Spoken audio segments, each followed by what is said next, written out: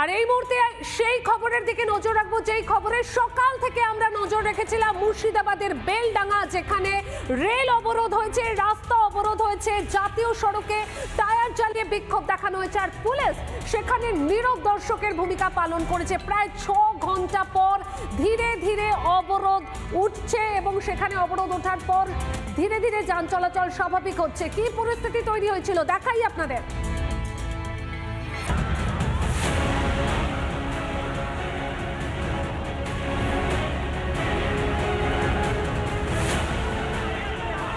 বেলডাঙ্গা স্টেশনে রেল আটকে শুরু হয় বিক্ষোভ।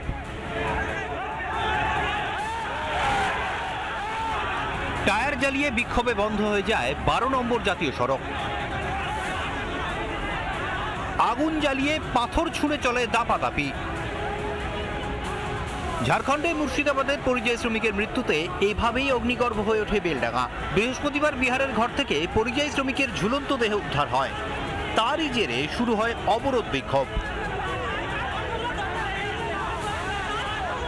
আর বেলডাঙ্গা যখন জ্বলছে তখনও দেখা নেই পুলিশের। প্রায় 3 ঘন্টা পর ঘটনাস্থলে পুলিশ পৌঁছয় বলেই অভিযোগ। তারপরও নীরব দর্শক ছিল পুলিশ প্রশাসন।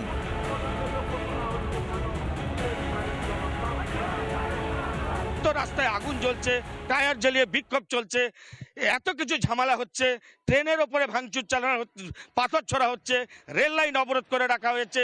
কোনো রকম পুলিশের যদি বিন্দু মাত্র সদিচ্ছা থাকতো তাহলে তারা কিন্তু বিশাল র্যাব বাহিনী নিয়েছে, বা যেভাবে ছাত্র আন্দোলনকে দমাতে পুলিশের যেই ভূমিকা, বা যখনই কোনো পেনশন শিক্ষকদের বা সরকারি কর্মচারীদের দিয়ে আন্দোলন আটকাতে পুলিশের যেই ভূমিকা, সেগুলো কিন্তু এখানে চোখে পড়ছে না।